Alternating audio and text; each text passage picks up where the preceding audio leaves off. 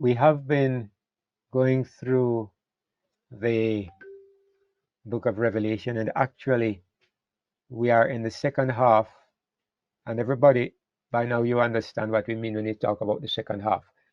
Basically, what I have tried to highlight, and I think every one of us understands, is that there are basically two divisions. We would say, technically about four divisions in Revelation. You have the introduction and you have the post last section, but for the purposes of our studies, we are saying two divisions because Revelation is about the judgment of the two kingdoms. Part 1, Revelation 4 to 11, it talks about the judgment of the kingdom of Christ, and we examined that over the past weeks. Part 2 is about the judgment of the kingdom of Satan, or the kingdom of the beast, which is from chapter 12 to chapter 19, and we've started looking at that. It's something, and the reason I'm emphasizing it is because one friend of mine recently, in talking to him, I realized that he didn't get that part. Though he has been through the Revelation videos, he didn't get this very clearly.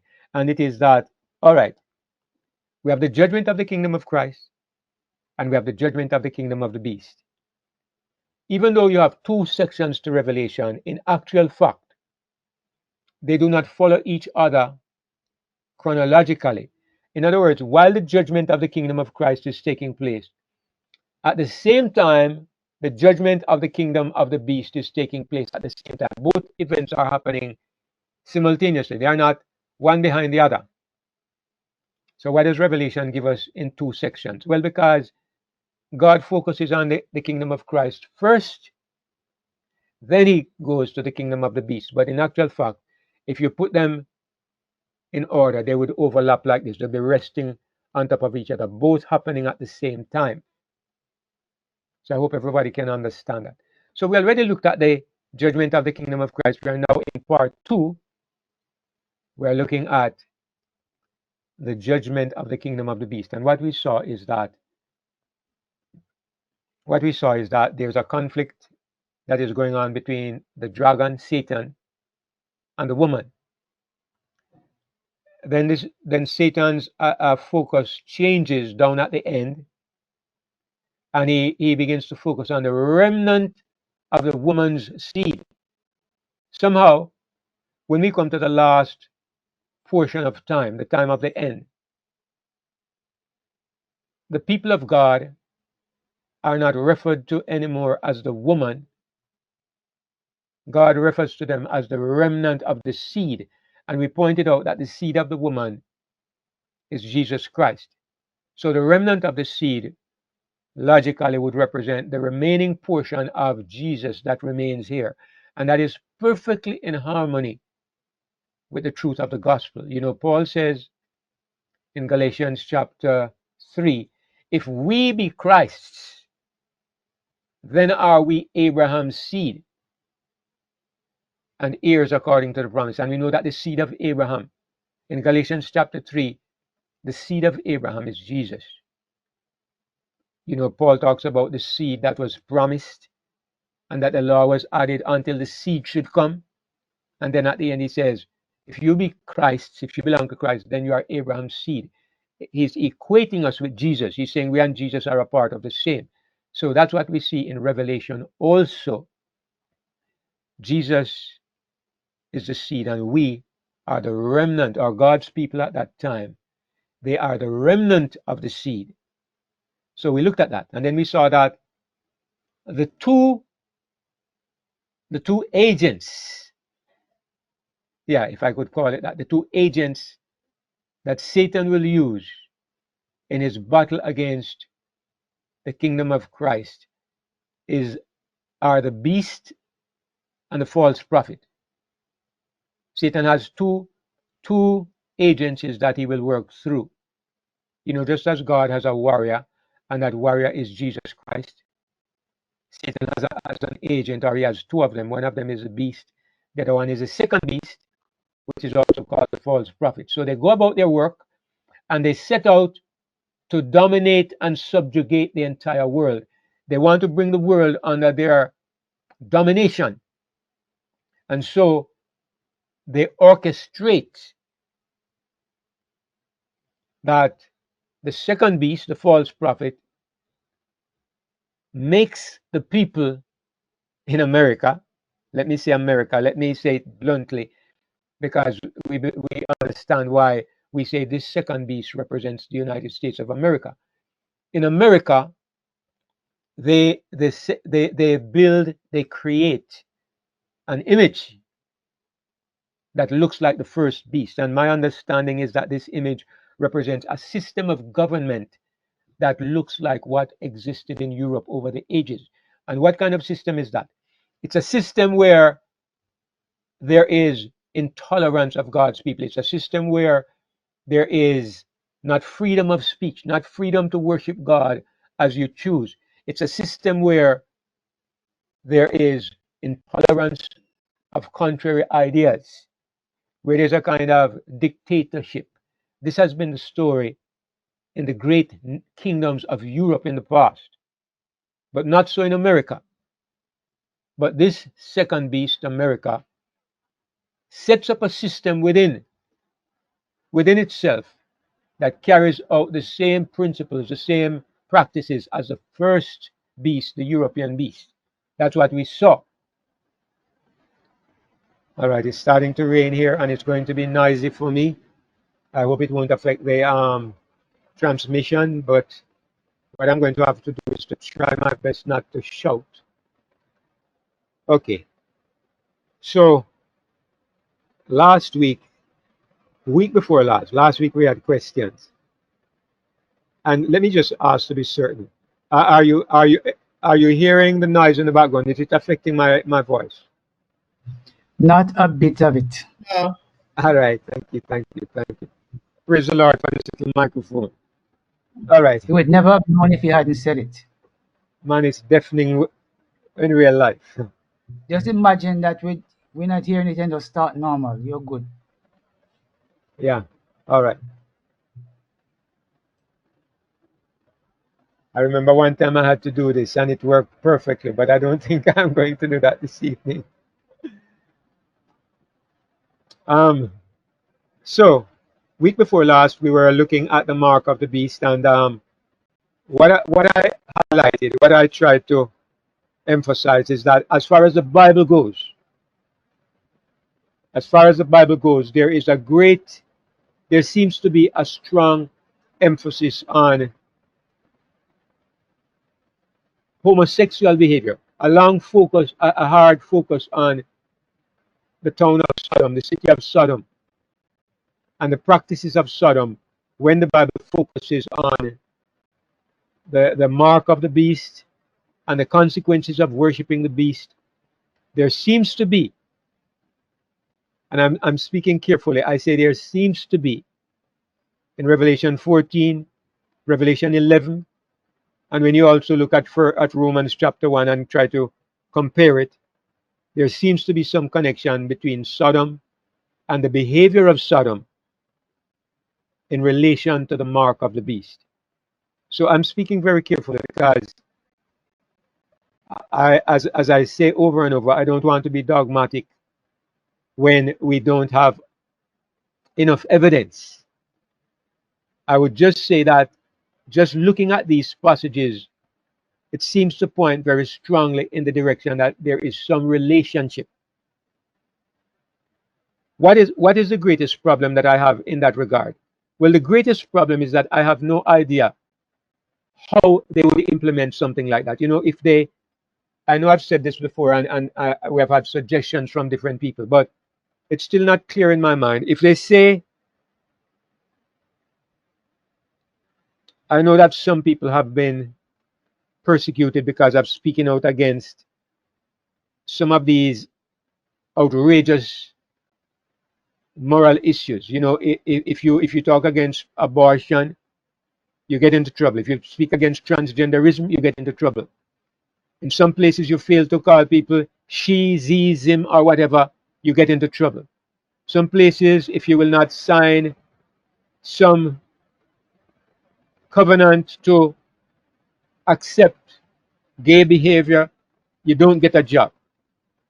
So all of these things, there are suggestions, but how exactly would you take something like that and impose it on everybody? And that is not very clear. It's something that is still up in the air. Now, let me just make a quick comment on the implications of the recent U.S. elections, because, to be honest, based on what I have been sharing in relation to the gay movement, in my mind, if the Democrats had won the election, it would be more likely to see a push for something like that. But the Democrats didn't win. The Republicans won, and the Republicans are very, very strongly against things like abortion, transgenderism, homosexual behavior, gay marriage, and so on. Because a lot of the Republicans are a part of the religious, they are part of the religious groups. So, there's a brother who a few years ago he was very excited when I shared those ideas about the gay movement, and he kept on sending me materials about the different advances that were being made by the gay movement. But over the past few months now, he keeps sending me a message to say, brother, it seems we are wrong. The gay movement is going away. There's no longer an emphasis. It seems like we are wrong. And I keep answering him. I keep saying to him, we will see. We will see. I keep telling him we will see. Recently, he sent me a message that says, the Republicans won. It seems you are wrong. And again, I said, we will see. Because, as I told him on one occasion, I am not studying the news and I'm not studying the internet. I'm studying the Bible. So if I see a biblical reason to change my opinion, I will. But in the meantime, you know what I know about the news? I know that today you can see one person saying something and tomorrow he's saying the exact opposite. You can't determine what the Bible is saying by looking at the mood in the world, or looking at what where individuals stand.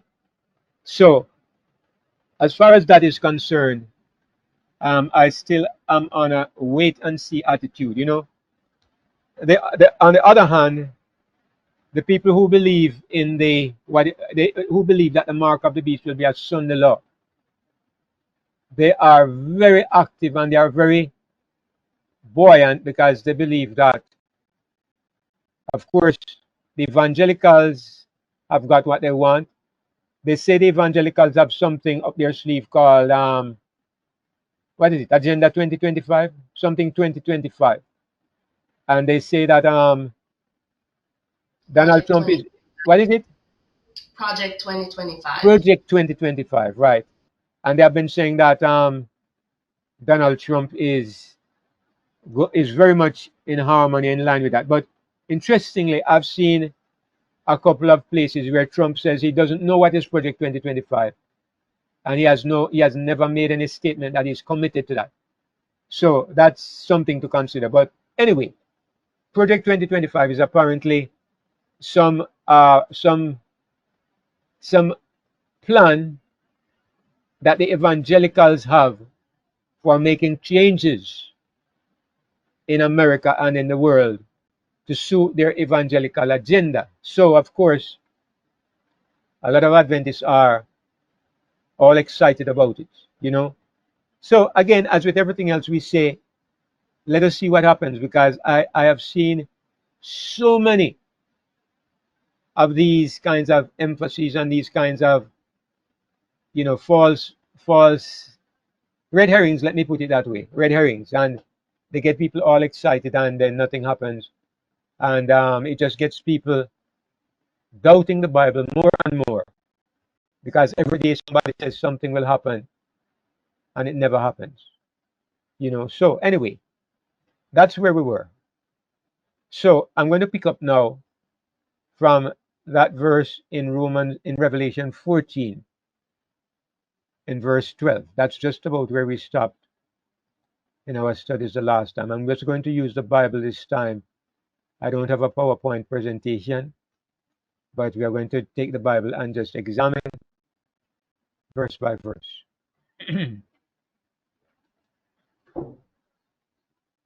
All right. So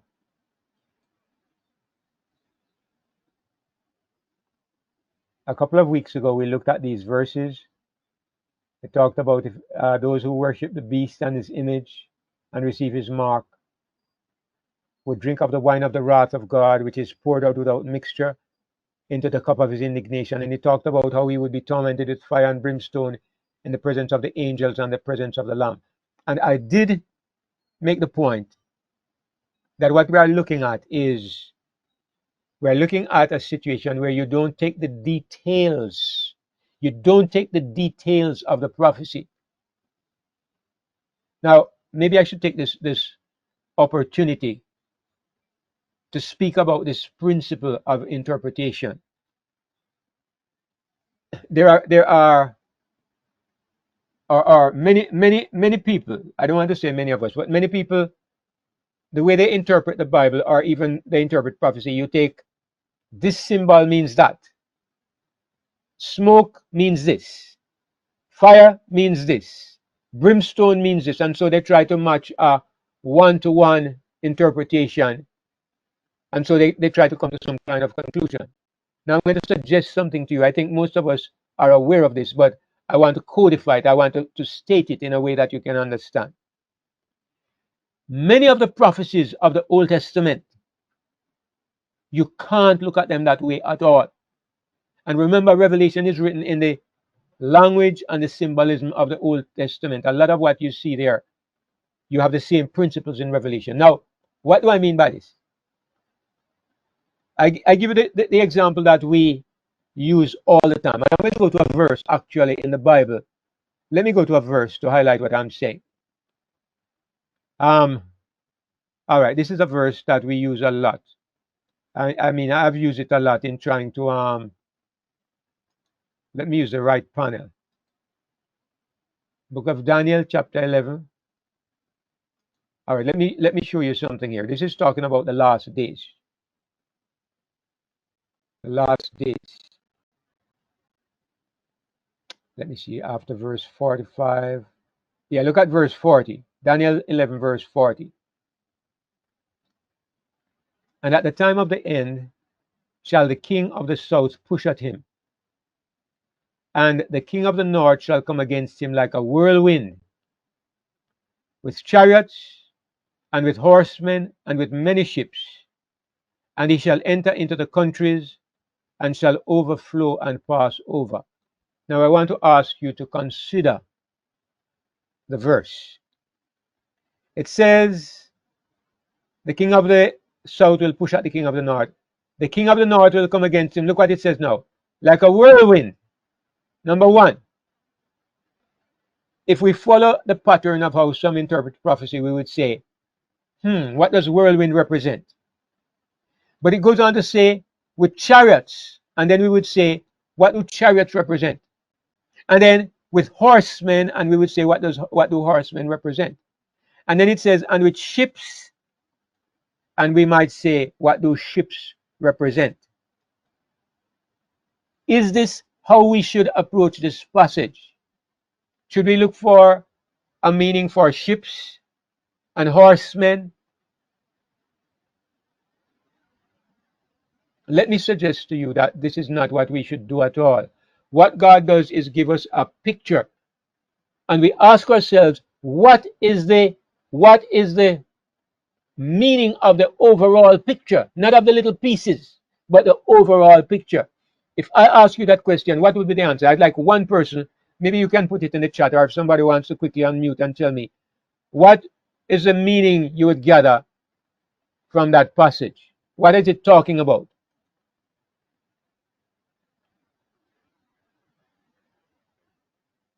All right. This Destiny says war. Judah says total militarization. And I agree with both of you, but I like the simplicity of how Destiny puts it. We're talking about war. If you start looking and say, okay, when it says horses, it means tanks. It means war tanks. And when it says ships, it means submarines or something like that. You miss the point of the passage. God is saying there's going to be a war, but he speaks of the war using language that means war in the understanding of the people of that time. I'm going to give you another example, and I'll show you why some of these passages are very much misunderstood.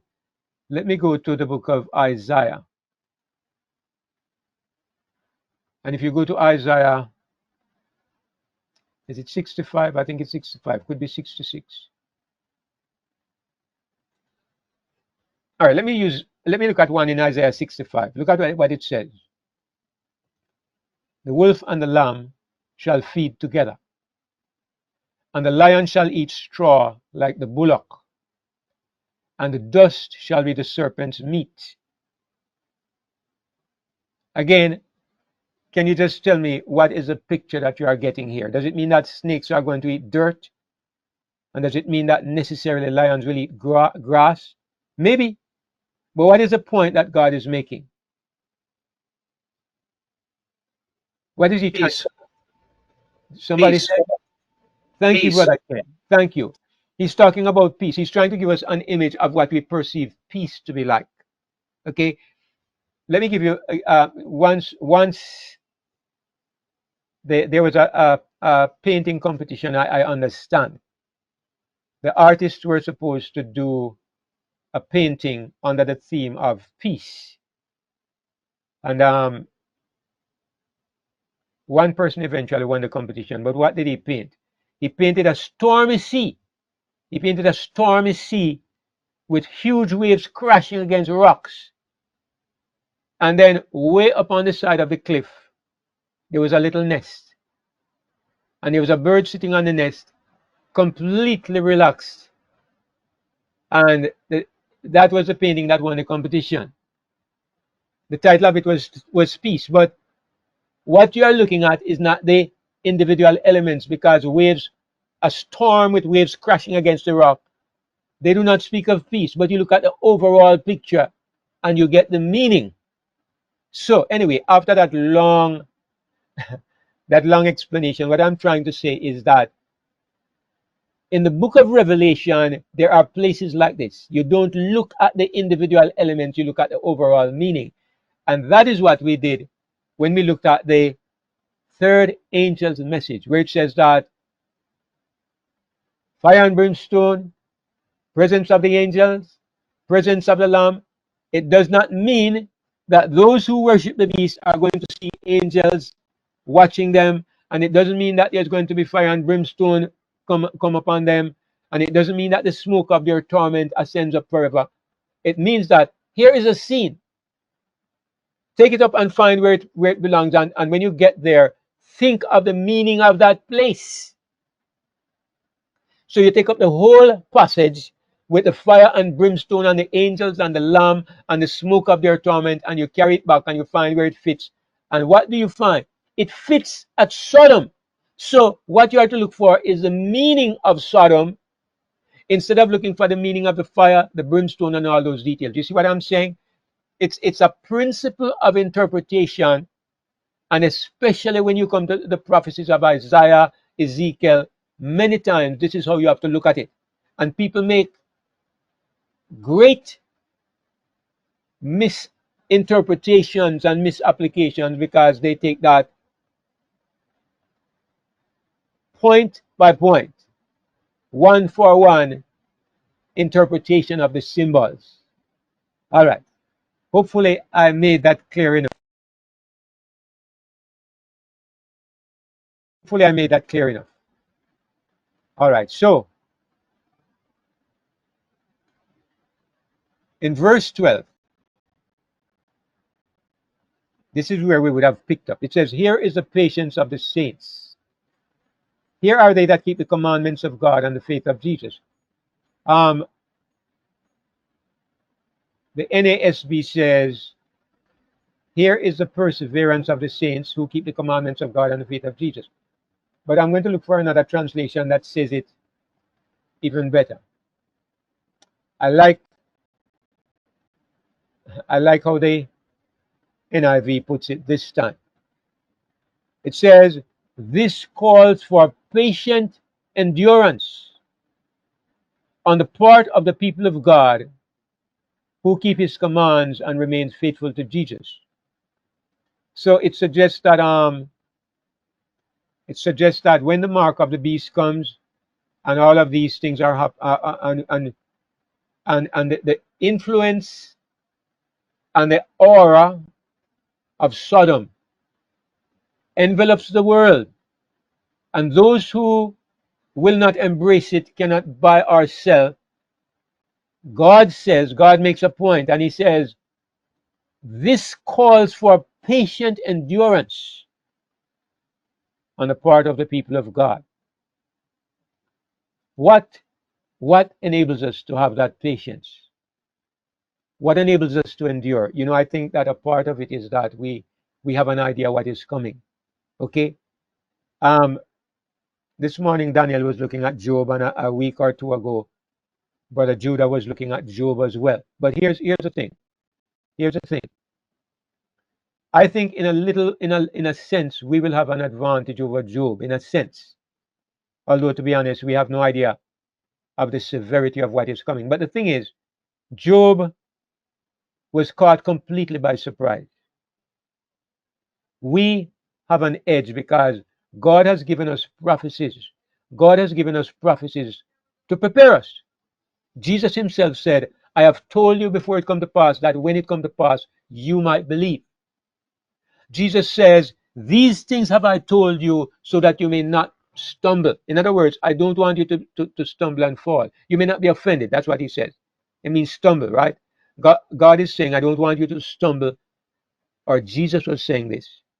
So I'm telling you before it happens, that when it happens, you will have something to fall back on. Now, in spite of this, some of the things caught them by surprise.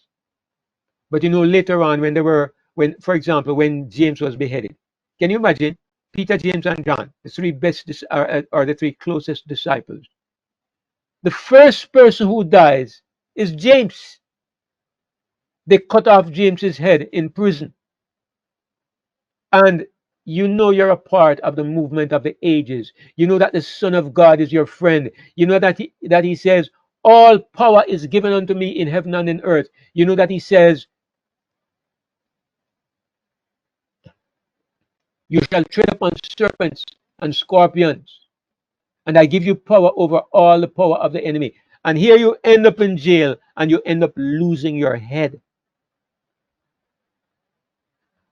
Man, that's really a hard way to start your journey in the kingdom, especially if you are James. And what did the other disciples think? I mean, how did they go through it? Because they remembered Jesus' statements. They remember that he says, the time is coming that anybody who kills you will think that he's doing God a favor. So those moments give you something to fall back on. So, I mean, even when some of us here are going through serious trauma, we have lost loved ones, some of us multiple loved ones. What do you fall back on? Some of these statements that were made by Jesus and some of these statements in the Bible, we hold on to them because they help us to understand God knew beforehand that this would happen, and he prepared you for it. So this is what this verse, I'm highlighting this because I believe that this verse is one of those places where the Lord is saying to us, when this comes, brothers and sisters, my children, you need patient endurance. You need to be patient, and you need to bear it. And who are my people? They are the people of God who keep his commands, those are the people who are listening to his instructions and responding to those instructions, as Brother Joel was highlighting this morning, and remain faithful to Jesus. They keep those instructions, they respond to them, and they remain faithful to Jesus. All right. Now, this last part here about remain faithful to Jesus, it seems like I'm skipping from verse to verse because I like where it says they keep the commandments of God and they have the faith of Jesus. I like that. All right. Because having the faith of Jesus means that Jesus is living in you and he's exercising his faith through you. Just like when you have the righteousness of Jesus, it's Jesus' righteousness in you and on you.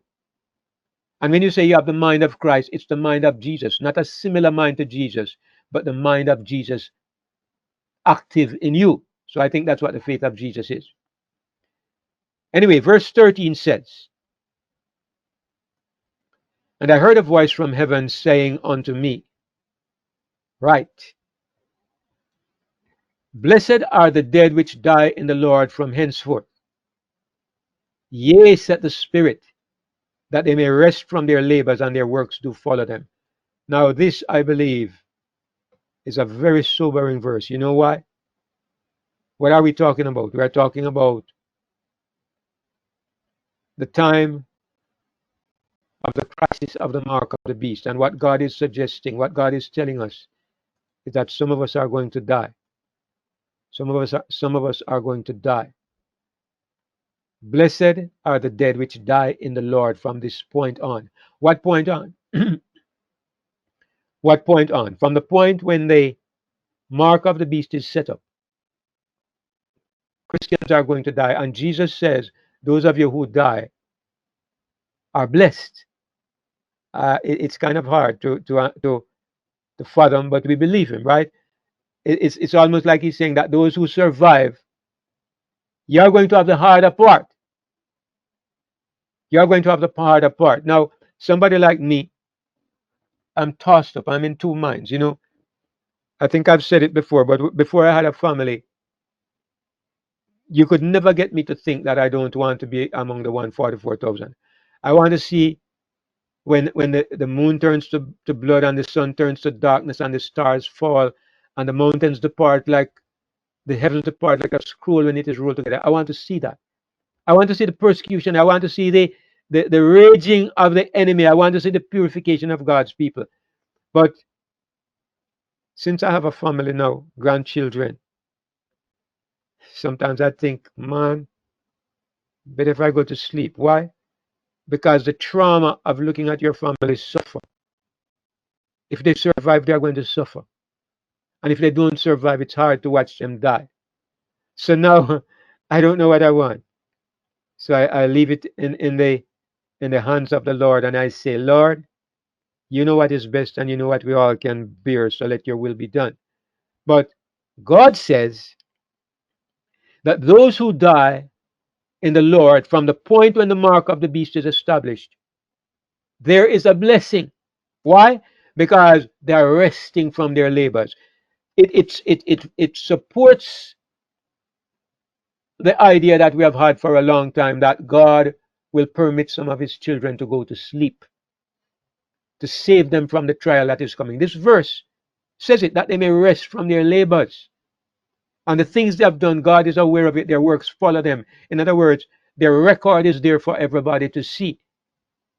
So I think that what I would say about myself and what I would encourage all of us to embrace is that, well, if we live, glory. And if we die, thank God we can rest from our labors.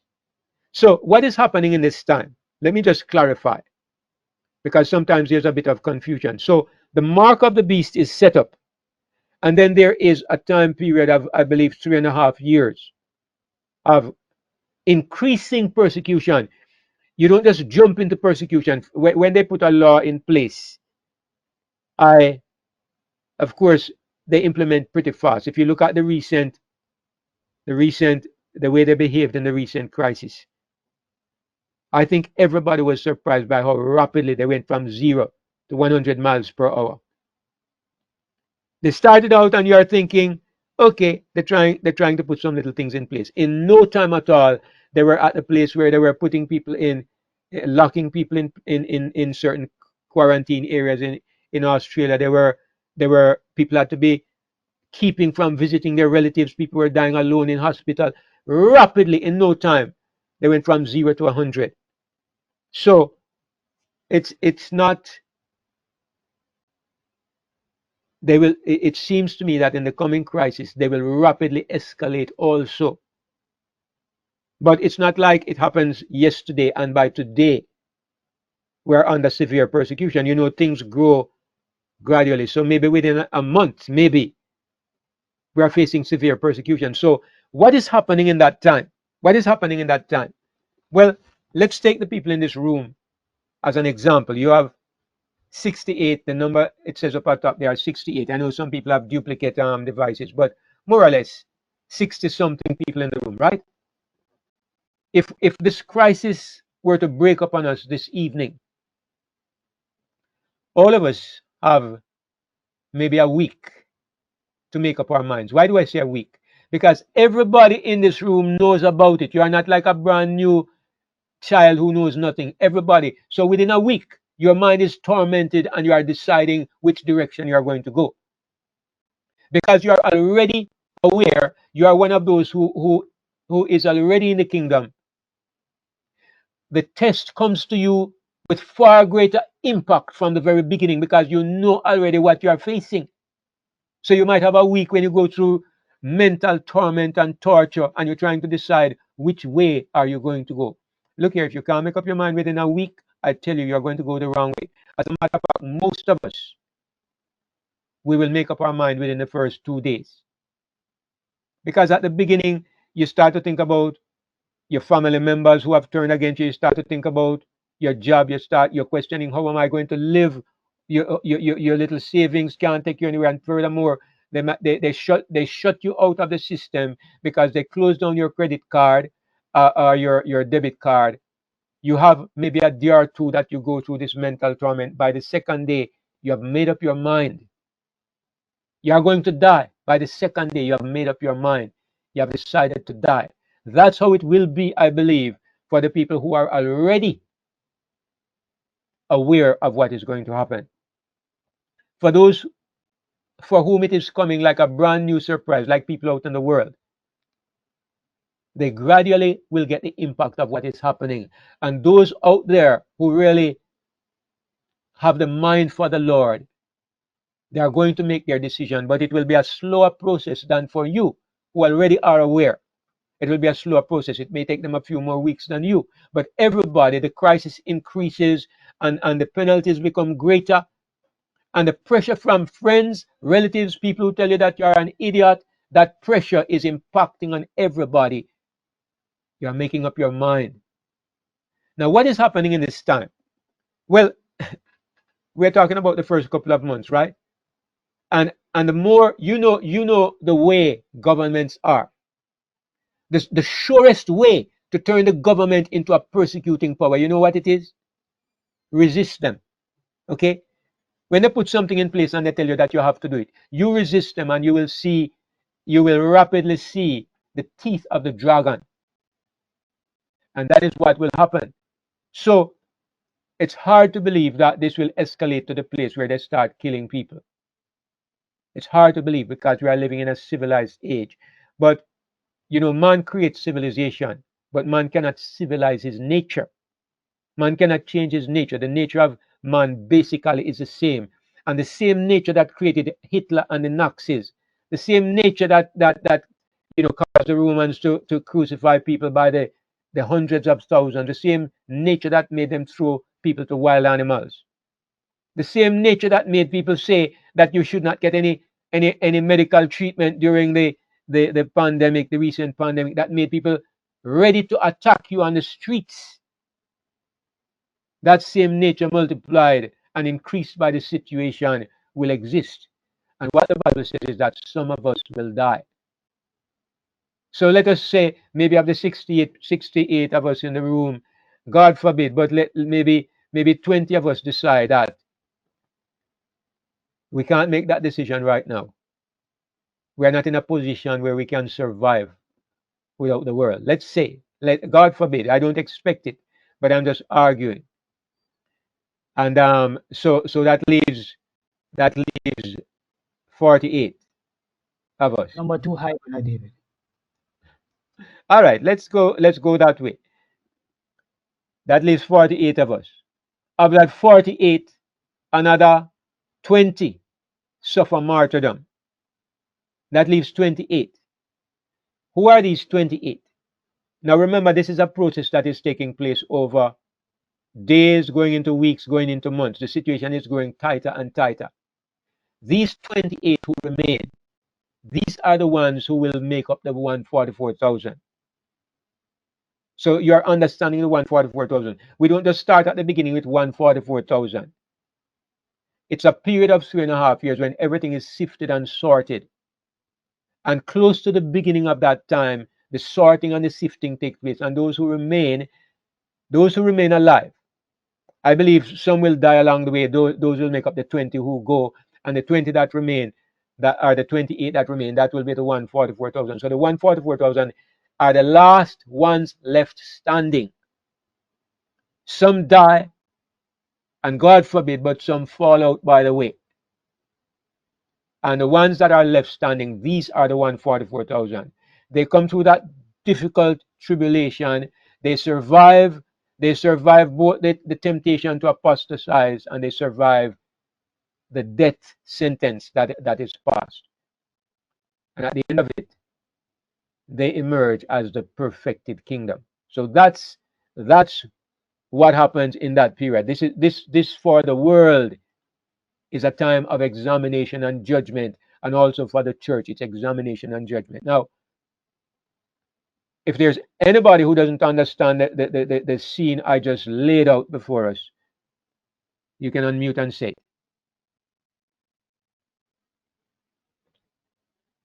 all right, praise the Lord, because I know that sometimes this is a question that comes up, the sequence, and where do the 144,000 come in, because sometimes people think it's one thing happens, then the other follows, but it's this period of time when all of this flux and change is taking place. All right.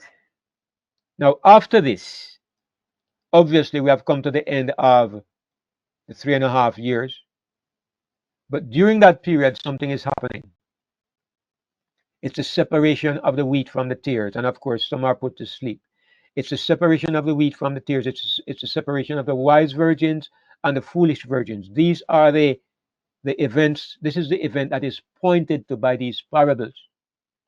So what do we expect is happening here? Verse 14 says, "And I looked, and behold, a white cloud, and upon the cloud one sat like unto the Son of Man, having on his head a golden crown, and in his hand a sharp sickle." What is this? This is the harvest. Now, in the parable of Jesus, Jesus says, the harvest is the end of the world, and the angels are the reapers. Again, this is an example of how sometimes Jesus generalizes. You should think about the way he says things and not try to pinpoint him to a certain minute, but to a general time period. Because when he says the harvest is the end of the world, what does he say? He says the wicked are separated from the good. He uses other words. He says the wheat from the tares, and so on. And then he says they are thrown into a furnace of fire. Now, if there's a furnace of fire or there's some great tribulation that follows, it is not the end of the world, not the point where the world ends, but it's the end of the world because it's that closing moment of the world's history. So when Jesus said the harvest is the end of the world, he means the harvest is the last moment of the world's history. Time of the end, right? The end of time, but not the last moment, because there's still maybe a few days, possibly a couple of weeks before Jesus comes again. All right, so we see here, and I'll show you in this passage here. So he has a sharp sickle in his hand. This is the Son of Man. This is Jesus, and he has a sickle in his hand. And whenever you see a sickle, you know somebody is going to reap the harvest. And another angel came out of the temple, crying with a loud voice to him that sat on the cloud, thrust in thy sickle and reap, for the time is come for thee to reap, for the harvest of the earth is ripe. Which of the parables does this remind you of? Which parable of Jesus? Somebody tell me if you remember. Wheat and tears. Wheat and tears, yeah. Thank you. And if you look on the right panel, if you look in the right panel, Jesus says, but when the fruit is brought forth, immediately he put it in the sickle. Why? Because the harvest is come. Okay, so even in the parables of Jesus, it tells you that God was waiting for something to happen before he would reap the earth. And what he was waiting for is for the fruit to appear, right? But in Revelation it tells you a little bit more, because it says the harvest of the earth is ripe. It's ripe. In other words, it suggests that the harvest has been there, but it wasn't ripe. You know the parable of the grain of wheat. Jesus says, first there is the grain, first there's the blade, then there is the ear, then there's the full corn, the full grain appears, and he says, immediately now the harvest is ripe, the harvest is ready, he will put in the sickle.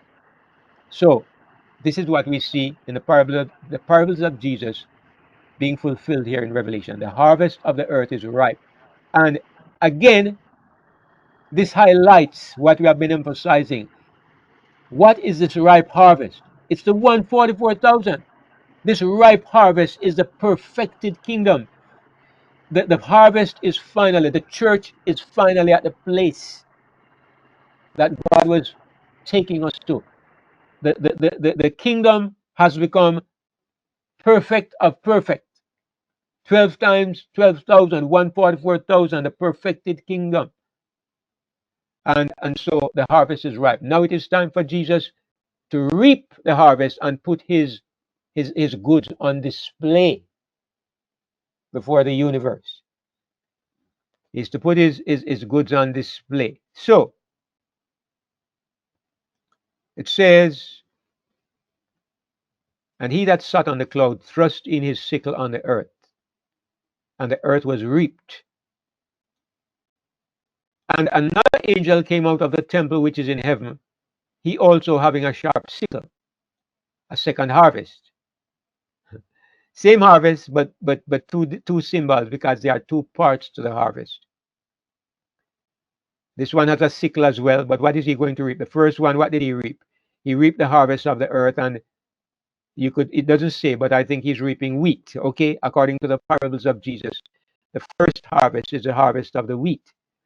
But now comes another angel. This one has a sickle. This is not Jesus reaping now.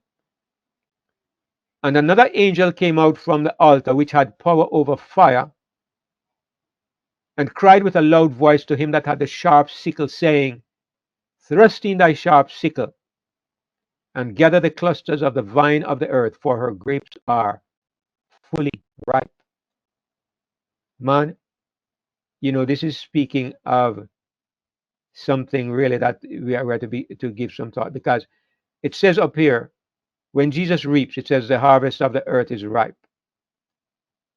Let me highlight that so we can look at both things. The harvest of the earth is ripe. And then it comes again and it says her grapes are fully ripe. Two things are ripe. This is emphasizing what we have been saying. Two things are ripe.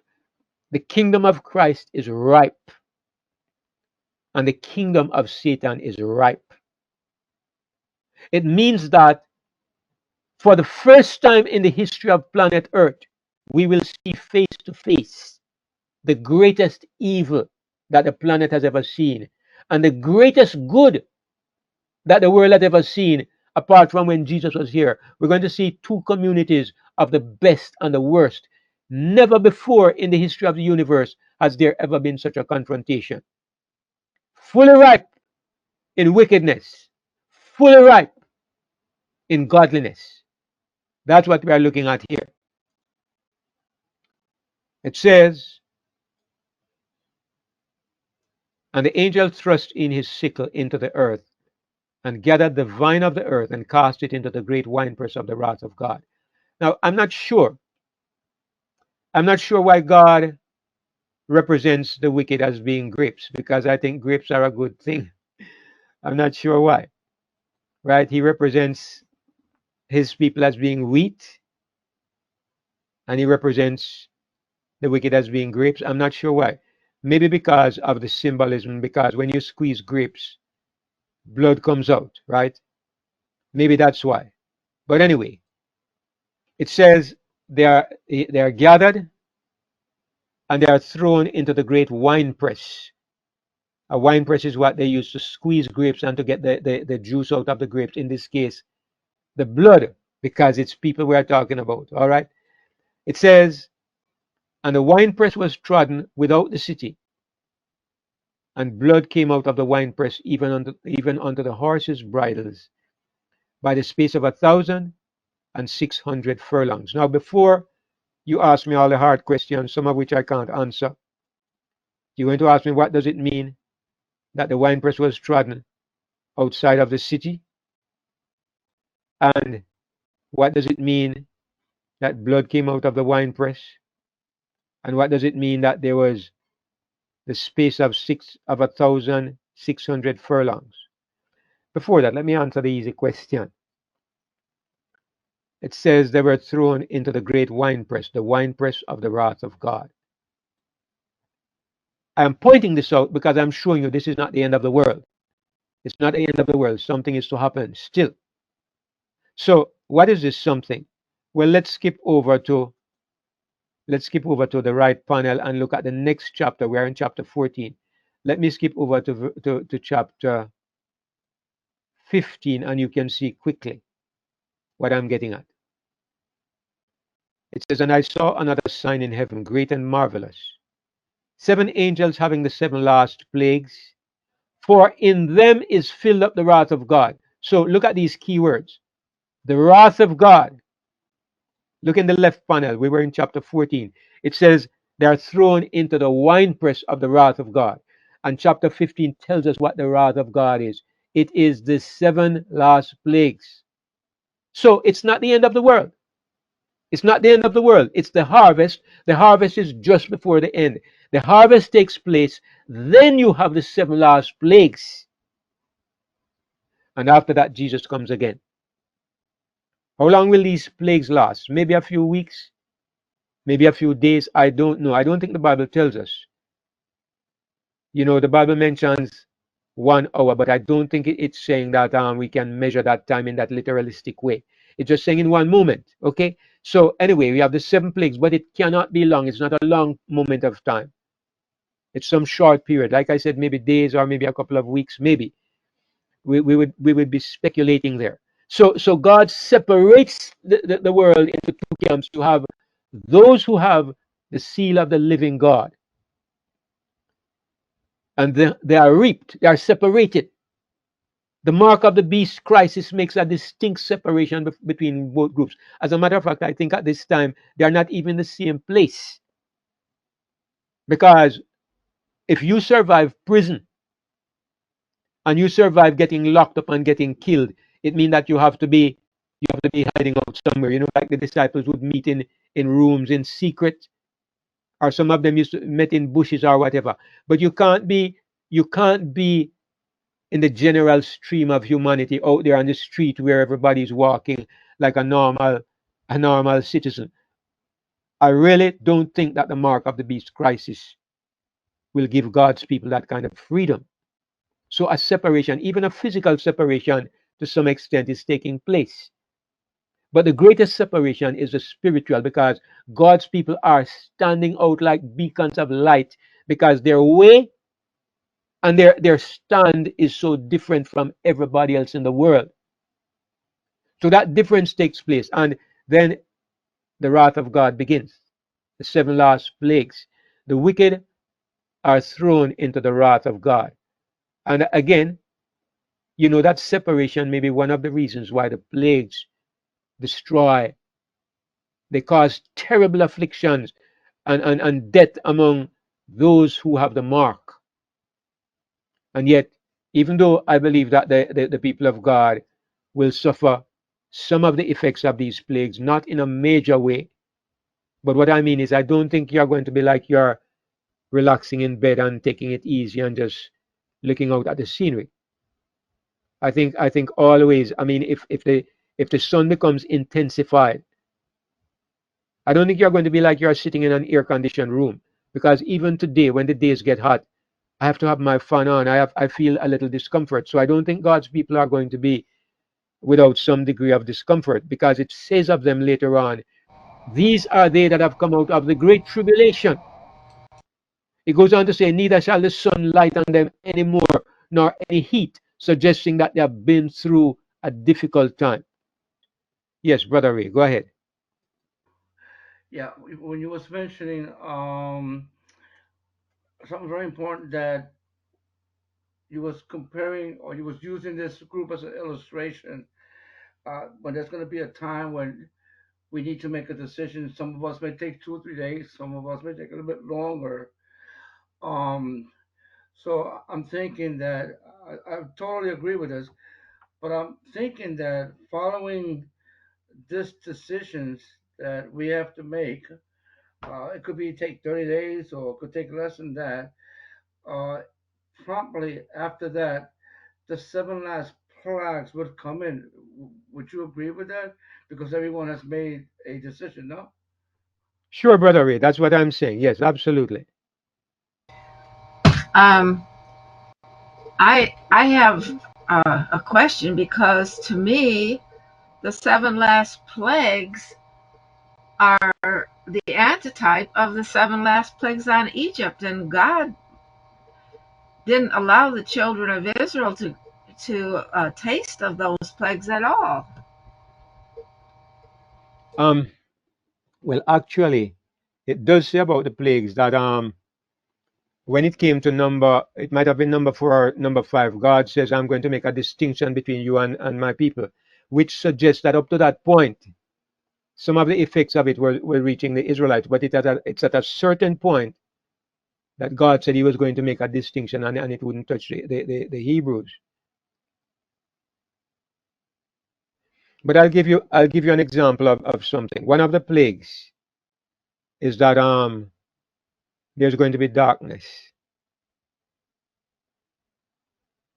Now the Hebrews, when darkness came upon the land of Egypt, the Hebrews were living in a different area, completely separate. They were not in Egypt. So there was darkness in Egypt, but not where the Hebrews were. Now,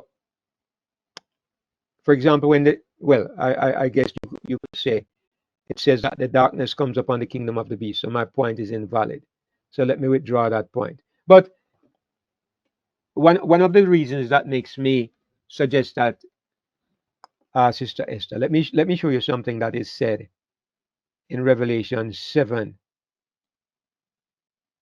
because of course I am speculating. There's nothing in the Bible that says the 144,000 will or won't. But if you look at this statement when it talks about the 144,000, Revelation 7 and verse 16, there's an implication here. It says, they shall hunger no more, neither thirst any more, neither shall the sun light on them, nor any heat. A lot of things will no longer happen to these people. Why does God highlight those things? For me, it seems to suggest something. He could say they'll not get sick anymore, they will not be unhappy anymore, they'll not die anymore, nobody will attack them anymore. But God specifically highlights some things. He says they won't be hungry anymore, they won't be thirsty anymore, and it says the sun won't light on them. I think it means the sun won't light on them in an uncomfortable way, nor any heat. So it suggests to me, the fact that God highlights it suggests to me that it's something they have experienced, something they have passed through. So there is also, I know that this verse here, I think it refers primarily to the 3.5 years. These are they which came out of great tribulation and have washed their robes and made them white in the blood of the Lamb. But it says they have come out of great tribulation. And yes, I agree. Primarily, this means the tribulation of the 3.5 years. But I also know that the greatest time of trouble that will come on the earth is during the time of the plagues. So I could be wrong. I could be wrong. It's not a point I'm going to say it's absolutely so. It's just a thought.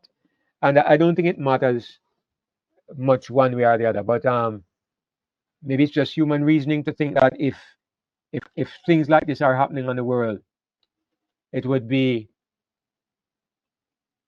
I mean, I'm tempted to say it's almost impossible for us not to be affected. But then again, that may be unbelief, right?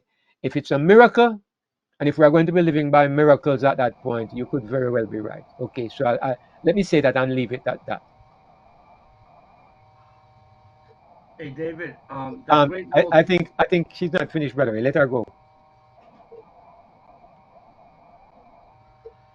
I was just going to say that I just looked it up, and it was before the plague of flies that God separated them. That was the fourth plague, which means that all the seven last plagues they were protected from.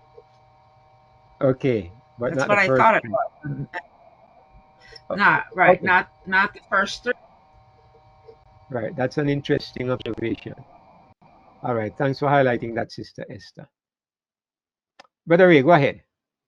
yes, considering that we know for a fact that there will be 144,000 that would go to the time of tribulation, but would be safe.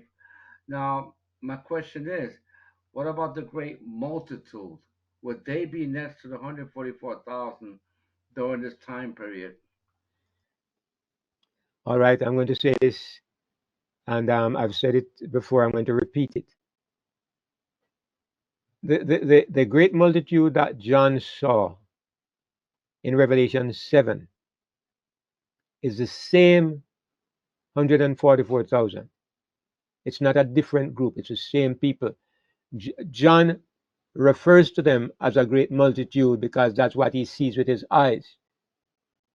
But God describes them as 144,000 because God was giving a spiritual description. God was telling us that they were the perfected kingdom. So he uses the number 144, he uses multiples of 12 because 12 is the kingdom number.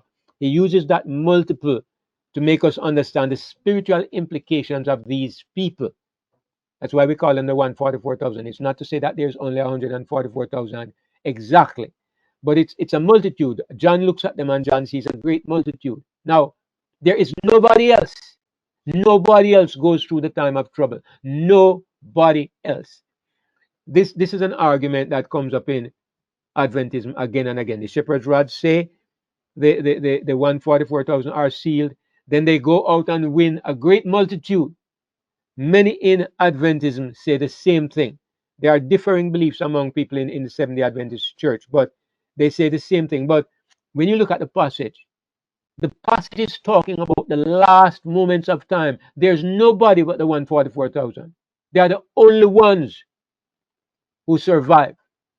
What about the people from all ages? The Christians from all ages who serve God in the past? They don't belong in the book of Revelation. They are not a part of the Revelation story. That is why they are not mentioned in Revelation. The only time they are mentioned is when you look at the souls under the altar who are already dead, or you look at the four horses representing the church in the past. No, Revelation is the end time book. It's dealing with God's end time people. So the multitude from the past, they will be saved. No question, of course. But they are not in the book of Revelation. So, Okay, I understand that. So this is symbolical, yet it talks about this 144,000 being from the 12 tribes of Judah. So it could be 144,000 and more, or 200,000, or it is symbolical then. of course, Brother Ray, that's what it is. Yes, it could be 145,000, 160,000, 200,000. It could be because the number does not mean a literal number. It's like when you look at the number 7 and it says Jesus has 7 eyes. Does anybody expect to see Jesus with 7 eyes? Of course not. The eyes are used to represent a spiritual quality. It represents the fact that he has the ability to see all things. Nobody's looking for 7 eyes. In the same way, when you look at the 144,000, nobody should look for exactly 144,000. It's the number, it's the spiritual meaning behind the number that we should focus on. Brother Thank you. David, Now I understand it better. Thank you. Okay, brother. Go ahead, brother Frenchie. um, is the mark of the beast system, is it gonna be like everywhere happening in this world? Is it gonna affect every country, every, I don't know, every government system? It's gonna be implemented. Even if you're Sure, in Chile, you're still gonna get the. sure. I would like to say no, because I'm in Jamaica, a country that is so backward that they move so slow that I would say maybe the time is up before it gets here, before they get to catch all of us. But absolutely, I can't say that because the real reason why we can't say that is because of what God says about the crisis. This is for me the definitive verse. Revelation 3 and verse 10. I want you to look at what this says. Look at what God says, or to remind us. God speaking to the church of Philadelphia. Because you have kept the word of my patience, I also will keep you from the hour of temptation. But here's the point, which shall come upon all the world. Why? To try those that dwell upon the earth.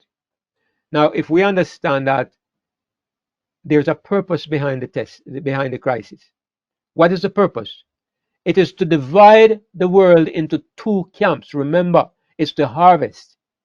This is God has waited 6,000 years to bring the world to a place where everybody has a final opportunity. God doesn't want the time to end with some people still in darkness. He wants to bring time to a close with a great bang when everybody on the planet finally knows what is going on and makes a choice. Now, if there are some little countries where it is not happening, the people in those countries did not get a fair chance like everybody else. They didn't. And that is why I believe, the crisis has to come to every country and to everybody who has a rational mind. Let me put it that way. Of course, babies and imbeciles, people who might be mentally retarded, God will have to deal with them a different way. But rational people in every country on the world, because the whole point of God allowing the mark of the beast is not to show what the people in America are like, or the people in England or Australia. It's to show it's to give everybody on the planet that opportunity to make their decision, because Jesus is about to come back and the plagues are about to fall, and everybody will experience those two events. So everybody needs to be given that opportunity. So I think it will be everywhere, Brother French. Caller, So in Philadelphia, the message to Philadelphia, is it referring to the last the church? all right, caller 02. Let me mute you. Yes, say that again, Brother French. The message to Philadelphia, is it referring to the last days church? I believe that Philadelphia represents the 144,000, the church of the 144,000. It's a little complicated to go through it this evening, but that's what I believe.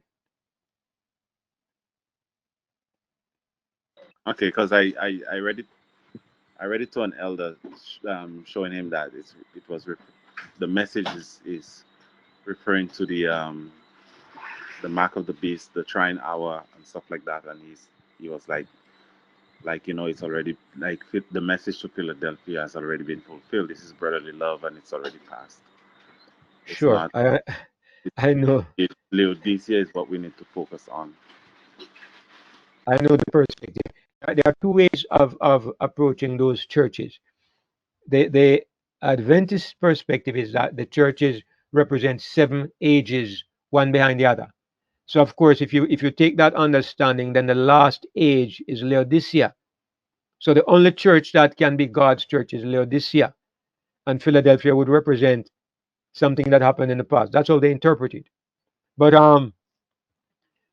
when I came to see something that they don't mention, the last four churches, Thyatira, Sardis, Philadelphia, and Laodicea, all of them, if you look at them, Jesus talks to them about his second coming.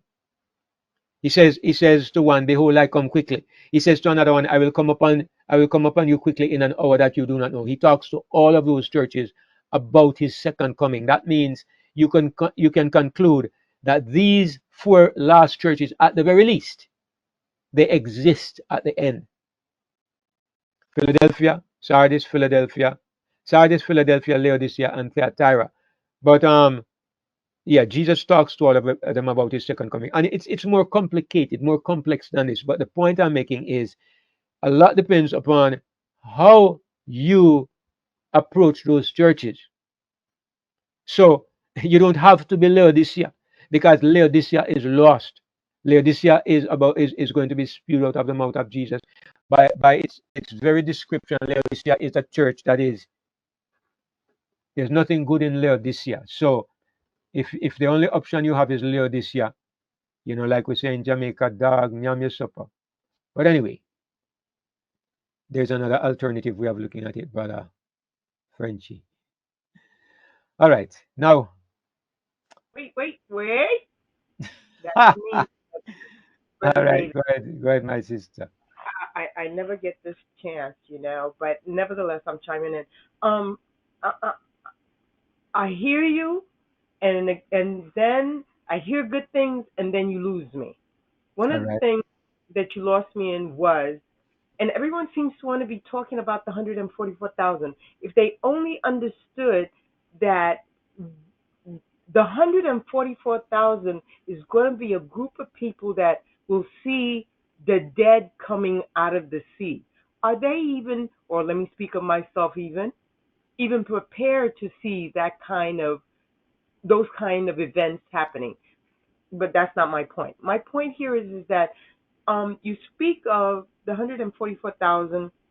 Let me back up a minute. You said something about, as an example, the seven eyes and the seven eyes of Jesus or the Lord, as it represents the eyes to the church. But then the Bible goes on to say, Revelation goes on to explain and define who those what those eyes are, as the seven spirits, and spirits are also known as angels, the seven spirits of God that go through the earth preaching and sharing the message. And I'm not going to say loud, because then that also belongs to us. And then I also want to ask about that as being, if it's the loud message that is going to be brought about by the messengers of God, that would in a sense then be us, but then wouldn't that be a work? Hold that thought, and I'm pushing on to this, which is, how could the Bible is literal? We seem to just want to choose numbers and here and there of what we feel should be literal or symbolic. It says 144,000. The Lord would not have had John to see or put in 144,000, because what is a symbolic number? I don't know of a symbolic number. A number is a number, emphatic for what it is. And this is just my thoughts here. And again, you can just tell me if I'm right or wrong, or, maybe this or maybe that. But you can't just say it's a symbolic number from your perspective, because that is not what the Bible says. It says he saw 144,000. And so why would we want to infer it into what the Word of God says instead of take it literally? All That's right. All right. I guess John was counting. Let me okay, Sister Talia, I appreciate you expressing your thank you. opinion very freely. Now let me go back to the first thing you started with. Do you believe Jesus has seven eyes in his head? No, I don't. All right. So And so that is so the so it's representation. so I get it. it's clear that the thing is representational. Secondly, Jesus is not a lamb. So we are looking at a symbolic picture. Okay. Thirdly, it says that he has 7 horns on his head. If the 7 eyes represent 7 angels, it would mean that we think that there are 7 angels who have been sent out, literally 7. Now that is what the Bible says, is that these eyes represent the 7 spirits of God which are sent out into all the earth. And if we understand this, the Spirit of God is the Spirit of God, it's not an angel. That's one of the teachings that people present that I am very strongly against. I don't believe that angels represent the Spirit of God. The Spirit of God is the Holy Spirit, and the Spirit of God is referred to as 7, like it says there are 7 spirits of God standing before the throne. They are represented as 7 because 7 is God's number that symbolizes completeness or perfection. I think you would understand that the number 7 symbolizes perfection. Sometimes numbers are used in a literal way. In the book of Revelation, I'm going to say something. You did say we are symbolizing, but the word of God is literal. But maybe when you say this, you should step outside of the book of Revelation, because Revelation is absolutely symbolic in almost every verse from beginning to end. When you come to Revelation, if you are looking for a literal, you are going to be very confused, because Revelation talks about beasts. It talks about Jesus as the lamb. The default position when you approach Revelation, you should be looking for symbols. Now the thing is that we look for symbols when it comes to the images that we see, the beasts and so on. But we don't realize that the words and the numbers are also symbolic for the most part. For example, in Revelation 11, Revelation 10, where John says, 7 thunders uttered their voices. Are thunders speaking? Or is this symbolic language also? So I'm just throwing some examples out there, Sister Talia, to make the point that the first thing a person should do in approaching Revelation is to understand that we are primarily looking at symbolic language. So the question is, when we look at the numbers, do we apply the same rule, or is it different with the numbers? What I am saying is that when you look at the way certain numbers are used in the Bible, they're associated with certain things. Like, for example, 7 is associated with perfection or completeness, 12 is associated with the kingdom of God. Hmm. Now, I think maybe when we did the study on the 144,000, you probably were missing from the room, I because was. yes, you were, because we went into detail as to the reason why we don't see the 144,000 as being literal. And the best I would say is that it probably, if you look at that presentation, you would understand better why we are saying this. If you just step into the idea out of nowhere, it appears ridiculous. So, Brother David, and Yeah. I'm sorry to interject, but within the framework of the symbolism in Revelations, and I agree 100% with everything that you're saying, up to the point where, and I have to myself go and pray and ask the Lord to open my eyes as well. But at the same time, there are references in the Bible where it goes on to give you a direct definition of what that intent was for the passage that is sometimes symbolic, if I can say that. Does that make sense? Of course, of course. Well, in some cases, right? In some cases, because sometimes God just gives the number 7, and He doesn't tell you what it means. When it says Jesus has 7 horns, where does it tell you what it means? Hold on. Well, I'm gonna look for it because I did see it when it talks about the 7 spirits of God and what it and it goes on to define what they are. No, no, But no. That's the 7 eyes. I'm asking about the horns. oh, in Revelation, Yes, it says He has 7 eyes and 7 horns. The eyes are the spirits of God. But what are the horns? the horns are the government, the kingdom. Jesus has 7 governments, 7 kingdoms. Churches, I'm sorry, as Where does well. it say? Where does it say that the horns? And why are the horns on his head? The churches are the 7 candlesticks. The And churches are the candlesticks. That's what it says. And the 7 stars in his hand are the angels of the 7 churches. But where does it say what the horns represent? oh, then I've made a grave error, and I thank you for that for the correction. But then if it says the spirits of the 7 angels of the church, then wouldn't that be the representation for what they are? 7 angels, you know, who are watchers over the church. Or am I wrong? It's complex, Sister Talia. For example, are there really 7 churches? No, Do you we're believe? Do church. you believe there are 7 churches? No, as far as I know to understand, each individual is the church that makes up the body of Christ Jesus. Now, with regards to 7 churches, like the Philadelphia and whatever, those were the representations of the churches that they had to begin and started back then that are in application to us today. Can I say that? Yeah, but the point Because is, Lutherans, the Baptists, there's 7 of them, right? Main churches. no, no, no, no, no. There were not 7 of them. Oh, There were much more than 7.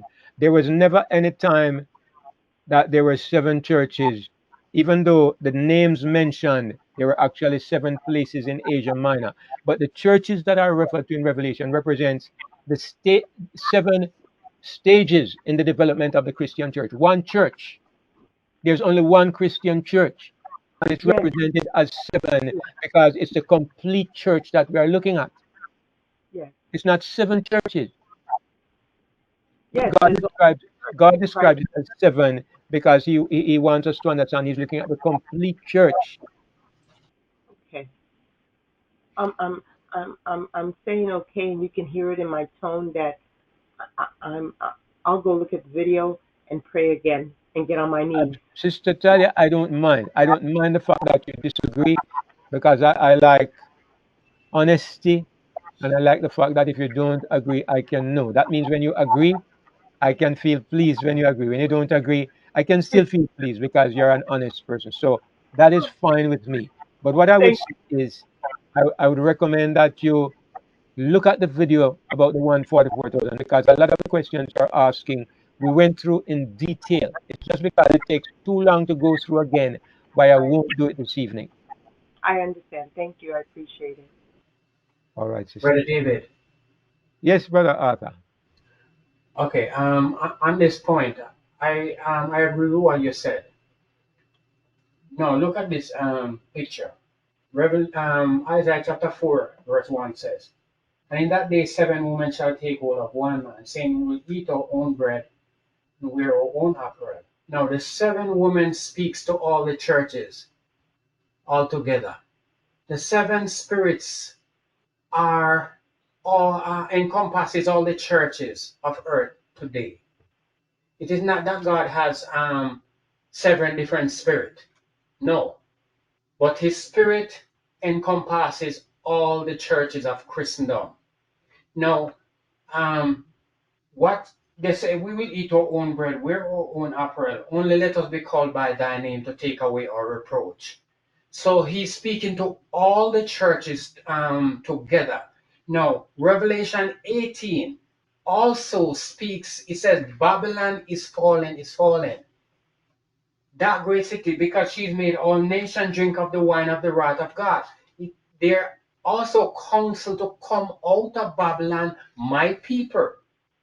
Now, when we see like 7 horns, 7 churches, 7 spirits, we have to dig down deep and not go run with the literal 7.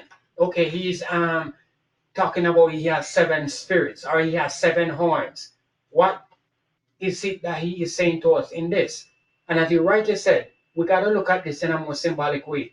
He is speaking to all the churches of Christendom today. All the churches have become a part of Babylon. That is why he says, "Come out of her, my people." Now, when people hear this, it is the hardest message for them to embrace because they don't see that this Revelation 18 is speaking to them. And so you tell them your church is a part of Babylon. You're talking blasphemous stuff. They don't want to embrace this. But that is what Christ is saying. God is speaking. He says, come out of my people. He's standing at the door. They lock him out of his own church. He's standing at the door knocking. He said, behold, I stand at the door. And why is he at the door? Because they lock him out. They've locked him out of his own church. So it then comprises all the churches. Sure. All right. Thank you, And, brother. and lastly, too, verse 2 of Isaiah 4 says, in that day, the branch of the Lord shall be beautiful and glorious, and the fruit of the earth shall be excellent and comely for them that are escaped of Israel. Why is it that they have to escape Israel to be saved? All right. Thank you for the thoughts, brother Art. Especially the verse you gave us at the beginning of the chapter of Isaiah 4 is a good one. 7 women shall take hold of one man. To me, that's another very clear place where it shows that 7 refers to completeness, not 7 literal women, but 7 representing a certain group of churches or a certain category of those who claim to be Christians. Anyway, I think that this is where we will stop for this evening. I didn't expect to go on so long, but praise the Lord for giving the strength, and I appreciate those who participated. Um, if there are any other questions, we will. Brother David, just Yes, a, Brother Prince. a quick question, not referring to Revelation, but just asking, don't you think there's like a separate study going on beside your studies that probably some of the folks are participating in it, and maybe when they come to your study, they kind of get a little confused? I don't know, Brother Prince, what is happening? Okay, let me tell you. Most of us are coming from an Adventist background. I have been studying independently for many years. So some things that are second nature to me, I have to understand that some of these brethren and sisters, it's like something new. And it's difficult for them to make the adjustment. I have to understand because I had a long time to adjust my thinking. And those of us who have been in the fellowship for maybe a couple of years, likewise. But for some people who are new, we have to understand that it takes a while to make certain kinds of adjustments. So I don't think, yeah, maybe in some cases there are people who are they are here and then they are there and they are being confused. But I think in many cases, maybe most cases, it's just that they are taking a while to adjust to the way we are thinking or to the things that are being said. So I just think that way, Brother Frenchy. But thank you for the thought anyway. All right. So Hey, Brother David. oh yes, Brother Keep. Sorry about that. I see your hand was up. I just wanted to let Sister Talia know that there's also other places in the Bible, like Daniel, he speaks of 70 weeks, so we know that wasn't a literal 70 weeks, you know. Uh, Yeah. Yeah, so, there are many there's places. other passages in, Yeah, thank you, Brother Kip, because that there's also that where there's a principle that a day is used to represent a year. And there are like when Jesus says, how many times shall you forgive my brother? 7 times. Jesus said 70 times 7.